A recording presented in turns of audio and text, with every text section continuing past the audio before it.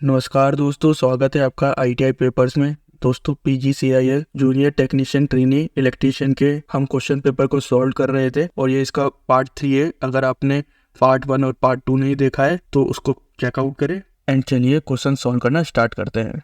Question 51 है, the frequency of the induced EMF in the rotor circuit is a maximum at stand still, B minimum at stand still, C zero at stand still, D maximum at synchronous speed. Induction motor में induce EMF stand still की condition में सबसे ज्यादा होगा।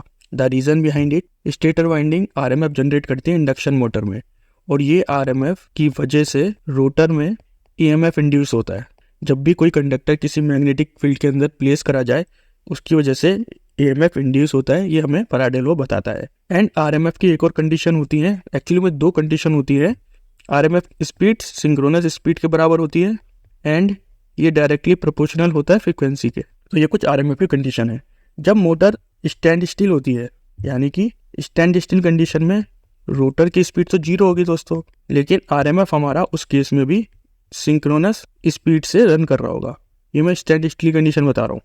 जो induce EMF है वो synchronous speed के बराबर होगा क्योंकि RMF सिंक्रोनस स्पीड के बराबर है। इसी वजह से जो फ्रीक्वेंसी मैक्सिमम कब होगी, जब मोटर स्टैंड स्टिल रहेगी। अब जैसे ही मोटर रोटेट करने लग जाती है और जब स्पीड बढ़ जाती है तो इंड्यूस EMF का मैग्नीट्यूड डिक्रीज होता है, और जब इंड्यूस EMF का मैग्नीट्यूड डिक्रीज होगा और इंड्यूस EMF डायरेक्टली प्रोपोर्शनल है सप्लाई फ्रीक्वेंसी के, तो सप्लाई फ्रीक्वेंसी की वैल्यू भी डिक्रीज होगी।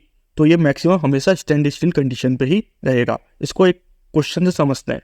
मान लीजिए एक 4 पोल 3 फेज 50 हर्ट्ज एक इंडक्शन मोटर है जो 1470 RPM पे रन कर रही है। तो हमें फ्रीक्वेंसी निकालनी है रनिंग कंडीशन में, लेकिन नॉर्मल कंडीशन में स्टैंड स्टिल कंडीशन में फ्रीक्वेंसी कितनी है, 50 हर्ट्ज है। हमें पता है सिंक्रोनस स्पीड कितनी होती है, 120 F/P। तो 120 इंटू फ्रीक्वेंसी और नंबर ऑफ पोल कितने 4, तो ये निकल के आएगा दोस्तों 1500 RPM। स्लिप क्या होता है दोस्तों, NS माइनस NR/NS। NS यानी कि सिंक्रोनस स्पीड, NR यानी कि रोटर स्पीड। सिंक्रोनस स्पीड हमारी 1500 है और रोटर स्पीड 1470 डिवाइडेड बाय 1500, तो 30/1500 आएगा 1/50 इक्वल्स टू 0.02, यानी कि स्लिप की वैल्यू कितनी आ गई 0.02। और हमें फ्रीक्वेंसी निकालनी है, फ्रीक्वेंसी होती है FR/SF। तो स्लिप है 0.02 into 50 which is equals to 1 hertz. यानी कि जब मोटर रोटेट कर रही है तो उसकी फ्रीक्वेंसी कितनी आई 1 हर्ट्ज, और जब स्टैंड स्टिल कंडीशन थी तो उसकी फ्रीक्वेंसी कितनी थी 50 हर्ट्ज। तो यही बताने की कोशिश है दोस्तों, जब मोटर रोटेट करती है तो उसकी फ्रीक्वेंसी डिक्रीज हो जाती है। सो ऑप्शन नंबर ए इसका राइट ऑप्शन होगा। क्वेश्चन नंबर 52 है, which of the below is the correct full form of VIR। VIR की करेक्ट फुल फॉर्म क्या है? VIR को बोलते हैं वल्कनाइज्ड इंडियन रबर। ये एक तरीके का इलेक्ट्रिकल इंसुलेशन मटेरियल होता था जो रबर से बनता था। उस रबर को हम केमिकल प्रोसेस के थ्रू इनहेंस करते थे, उसकी स्ट्रेंथ को बढ़ाते थे, उसकी इलास्टिसिटी को बढ़ाते थे, उसकी ड्यूरेबिलिटी को बढ़ाते थे। लेकिन अब इसको किसने रिप्लेस कर दिया है दोस्तों? इसको PVC ने रिप्लेस कर दिया है। PVC पाइप, PVC केबल्स जो आ रही हैं उन्होंने इसको रिप्लेस कर दिया है। इसका राइट ऑप्शन होगा option number A. Question number 53 है, dash issued for the measurement of power at 500 megahertz. आपके ऑप्शन से A compensated watt meter, B low PF watt meter, C bolometer, D electrodynamometer. देखिए एक टेबल है type of watt meter के और उसकी frequency range आपको गिवन है। बोलोमीटर की जो फ्रिक्वेंसी रेंज है वो काफ़ी ज़्यादा हाई होती है, अराउंड 100 मेगाहर्ट्ज से लेके 1000 गीगाहर्ट्ज तक की होती है, और इसकी एक्यूरेसी भी काफ़ी ज़्यादा होती है और इसकी सेंसिटिविटी भी काफ़ी ज़्यादा हाई होती है। इलेक्ट्रोडायनमोमीटर की जो फ्रिक्वेंसी रेंज है वो 10 हर्ट्ज से 100 मेगाहर्ट्ज तक होती है और इसकी एक्यूरेसी और सेंसिटिविटी मीडियम होती है। ज़्यादातर हम इलेक्ट्रोडायनमोमीटर वाट मीटर का यूज़ करते हैं नॉर्मल केसेस में। जब हमें हाई एक्यूरेसी और हाई सेंसिटिविटी की ज़रूरत होती है तो हम क्या यूज़ करेंगे, हम बोलोमीटर का यूज़ करेंगे। सो उसका राइट आंसर होगा option number C. Question number 54 है, the positive electrode is called as. Positive electrode को क्या कहते हैं? पॉजिटिव इलेक्ट्रोड को एनोड कहते हैं। कैथोड नेगेटिव इलेक्ट्रोड होता है। डायोड एंड ट्रायोड क्या है? ये इलेक्ट्रॉनिक कंपोनेंट है। सो उसका राइट आंसर होगा option number B. In electrical work the solder used is practically always an honour of lead and dash. जो हम सोल्डर यूज करते हैं वो लेड और टीन का अलॉय होता है जिसमें 40% लेड होता है एंड 60% टिन मटेरियल होता है। इसका melting point around 183 degree Celsius होता है। तो क्वेश्चन में ये भी पूछा जा सकता है कि लेड और टिन का कंपोजिशन रेशियो कितना है या उसका मेल्टिंग पॉइंट कितना है। इसका राइट आंसर होगा option number A. Question number 56 है, what is the other name of underground conduit pipe wiring. आपके ऑप्शन हैं A open wiring, B duct wiring और concealed wiring, C lead sheet wiring, D wooden case capping wiring. Underground pipe wiring को concealed wiring या duct wiring बोला जाता है। तो जैसे कि आप इमेज में देख सकते हैं, ये जो वायरिंग हो रही है ये कौन सी वायरिंग है, ये अंडरग्राउंड वायरिंग है। तो उसका राइट आंसर है option number B. Question number 57 है, the effect of armature flux on the main field flux is called. आपके ऑप्शन हैं A eddy current reaction, B armature reaction, C hysteresis, D excitation. देखिए, जब armature flux का effect main field flux पर पड़ता है उसे हम आर्मेचर रिएक्शन बोलते हैं। देखिए, आर्मेचर रिएक्शन या तो मेन फील्ड फ्लक्स को पावर देगी या स्ट्रेंथ देगी या उसको वीक करेगी, वो डिपेंड करता है आर्मेचर करंट की डायरेक्शन पर। दो तरह की आर्मेचर रिएक्शन होती हैं, एक होती है cross magnetization and second is demagnetization. Cross magnetization की कंडीशन में आर्मेचर फ्लक्स परपेंडिकुलर होता है मेन फील्ड फ्लक्स के, और डीमैग्नेटाइजिंग की कंडीशन में आर्मेचर फ्लक्स और मेन फील्ड फ्लक्स एक ही लाइन पे या एक ही डायरेक्शन में फ्लो कर रहे होते हैं, और ये हमेशा मेन फील्ड फ्लक्स को कमजोर करता है डीमैग्नेटाइजिंग वाला। अगर हमें आर्मेचर रिएक्शन को कंट्रोल करना है तो हम क्या यूज कर सकते हैं, हम कंपनसेटिंग वाइंडिंग या इंटरपोल का यूज कर सकते हैं। इसको हम फिलहाल कभी आगे डिस्कस करेंगे। तो इसका राइट आंसर होगा option number B. Question number 58 है, for a single phase induction motor the centrifugal switch is connected to A parallel to the running wiring, B parallel to the series wiring, C series to running wiring, D series to starting wiring. देखिए, centrifugal switch हमेशा starting winding के साथ series में connect करा जाता है। Centrifugal switch का काम क्या है, जब हमारी मोटर 70 to 80% स्पीड अचीव कर ले तो ये स्टार्टिंग वाइंडिंग को डिस्कनेक्ट कर देता है पावर सप्लाई से, क्योंकि स्टार्टिंग वाइंडिंग का काम क्या है, केवल मोटर को स्टार्ट करना, और मोटर फिर रनिंग वाइंडिंग पे रोटेट करती है। सो इसका राइट आंसर होगा option number D. Question number 59 है, in a single phase repulsion motor the power factor is. आपके ऑप्शन हैं A always unity, B high at high speed, C always leading, D high at low speed. Repulsion motor एक single phase motor होती है। Repulsion motor की rotor similar होती है DC machine की armature से, एंड रिपल्सन मोटर में power factor high होता है जब उसकी स्पीड हाई होती है। देखिए, पावर फैक्टर क्या मेजर करता है कि एक इलेक्ट्रिकल मोटर कितनी एनर्जी को कन्वर्ट कर पा रही है मैकेनिकल एनर्जी में। यहाँ ये कह सकते हैं एक मोटर इलेक्ट्रिकल एनर्जी को मैकेनिकल एनर्जी में कितनी एफिशिएंटली कन्वर्ट कर पा रही है, उस पे पावर फैक्टर डिपेंड करता है। हाई स्पीड पे मोटर काफी ज्यादा इलेक्ट्रिकल पावर को मैकेनिकल पावर में कन्वर्ट कर पाती है, इसलिए इसका पावर फैक्टर हाई होता है हाई स्पीड पे। एंड सेकंड इंपॉर्टेंट पॉइंट इसका ये है, हाई स्पीड पे रिपल्सन मोटर में लो रिएक्टिव पावर होती है। लो रिएक्टिव पावर का मतलब इसका मैग्नेटाइजिंग करंट हाई होगा, जितनी कम रिएक्टिव पावर होगी उतना अच्छा हमारा पावर फैक्टर होगा। इसी वजह से रिपल्सन मोटर में पावर फैक्टर हाई होता है हाई स्पीड में। उसका पावर फैक्टर 0.6 से लेके 0.8 के बीच में।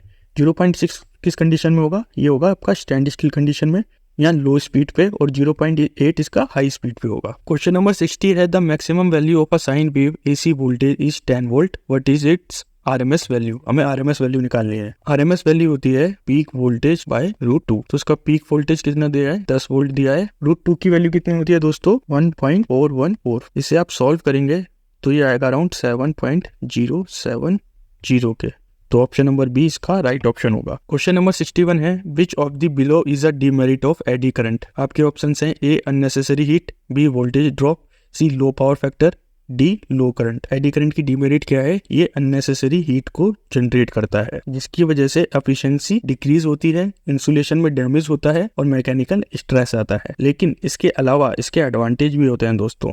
आपने इलेक्ट्रिकल केटल देखी होगी, कईयों के घरों में यूज हो भी रही होगी, तो उसमें कौन सा कॉन्सेप्ट यूज होता है, उसमें एडी करंट का कॉन्सेप्ट यूज होता है, क्योंकि हम उसमें क्या करते हैं, नॉन कॉन्टैक्ट हीटिंग करते हैं। ये मेटल को मेल्ट करने के लिए भी हम एडी करंट का इस्तेमाल करते हैं। इलेक्ट्रोमैग्नेटिक ब्रेकिंग में इसका यूज होता है, एनर्जी मीटर में इसका यूज होता है एडी करंट का, एंड मेटल डिटेक्शन में भी इसका यूज होता है।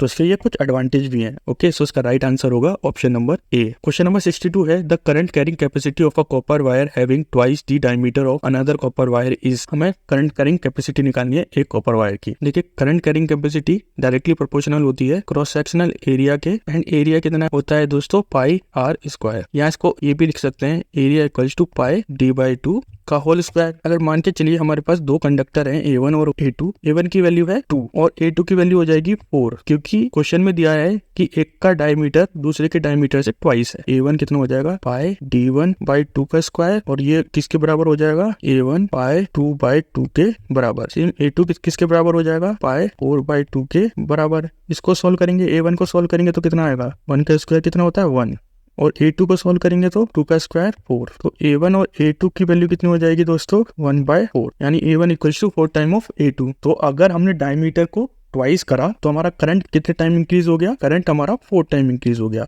सो ऑप्शन नंबर सी इसका राइट ऑप्शन होगा। क्वेश्चन नंबर 63 है the most important method to avoid electric shock is. Electric shock को अवॉइड करने के लिए सबसे बेस्ट मेथड है हैविंग प्रॉपर अर्थिंग। अर्थिंग की वजह से हमें एक लो रेजिस्टेंस पाथ मिल जाता है, और करंट हमेशा लो रेजिस्टेंस पाथ को फॉलो करता है। तो इन केस अगर हमने गलती से कोई फॉल्टी इक्विपमेंट को टच कर लिया तो करंट इस लो रेजिस्टेंस पाथ से फ्लो करके ग्राउंड में चला जाएगा, जिससे आप इलेक्ट्रिक शॉक से बच जाएंगे। अगर लो रेजिस्टेंस पाथ नहीं है, यानी कि अर्थिंग नहीं है, तो फिर आपकी बॉडी ही एक लो रेजिस्टेंस पाथ का काम करेगी, इसलिए आपको इलेक्ट्रिक शॉक लगता है। तो इसका राइट आंसर होगा option number B. Question number 64 है the form factor for a sinusoidal wave form is. Form factor होता है RMS value upon average value के बराबर, एंड RMS वैल्यू क्या होती है Im/√2, और एवरेज वैल्यू क्या होती है 2Im/π। इन वैल्यूज को आपको याद करना पड़ेगा। तो अगर इसको फर्दर सॉल्व करें तो ये आ जाएगा निकल के πIm/2√2Im, बचेगा क्या π/2√2। पाई की वैल्यू कितनी होती है 3.14, 2 इंटू 1.414। इसको आप सॉल्व करेंगे तो निकल के आएगा 1.11। ये ही हमारी फॉर्म फैक्टर की वैल्यू है। ऑप्शन नंबर बी इसका राइट ऑप्शन होगा। क्वेश्चन नंबर 65 है which of the following instrument usually has the lowest resistance.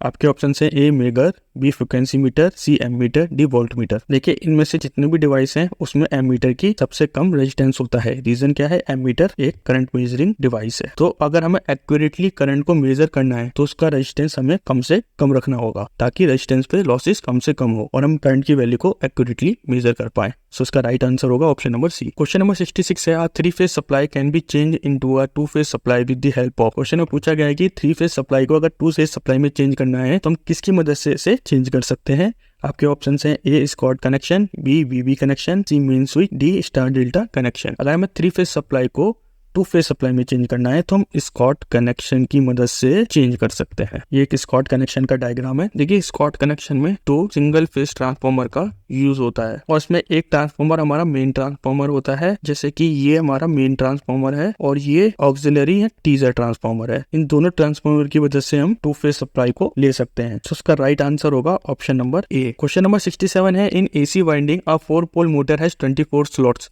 The value of pole pitch will be. Pole pitch का फॉर्मूला होता है स्लॉट पर पोल। स्लॉट की value कितनी given है 24 और पोल कितने गिवन है 4, तो ये कितना आ जाएगा पोल पिच 6। इसका राइट आंसर होगा option number B. Question number 68 है which type of DC generator is used to charge the battery. आपके ऑप्शंस हैं A shunt, B compound, C series, D long shunt compound. DC shunt generator सबसे ज्यादा use होता है battery को charge करने के लिए।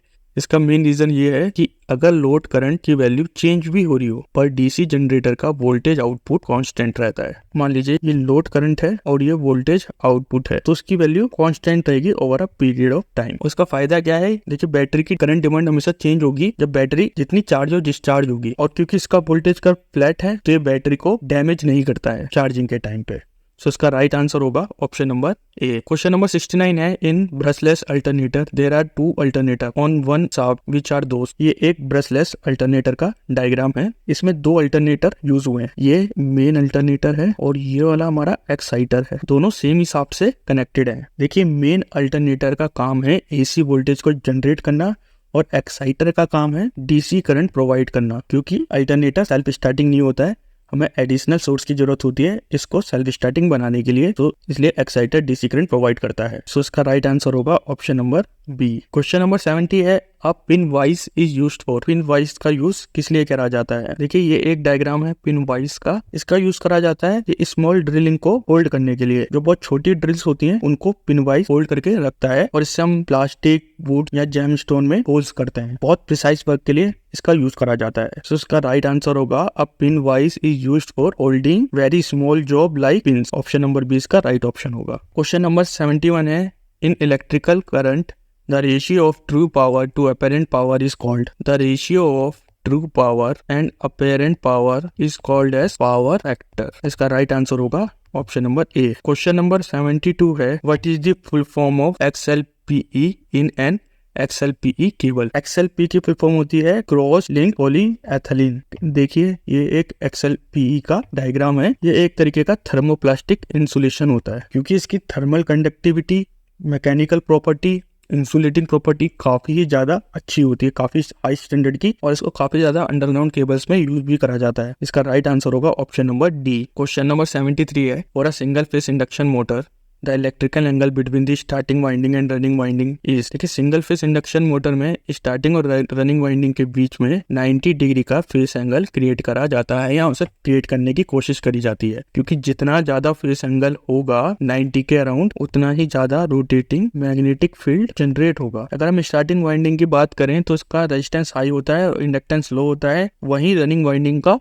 रेजिस्टेंस लो होता है लेकिन इंडक्टेंस हाई होता है। तो अगर 90 डिग्री के आसपास का फेज डिफरेंस है between starting and running winding तो बहुत ही अच्छा मैग्नेटिक फील्ड प्रोड्यूस होगा, जिसकी वजह से मोटर रोटेट कर पाएगी। तो इसका राइट आंसर होगा option number C. Question number 74 है, the electrolyte use in a dry cell is.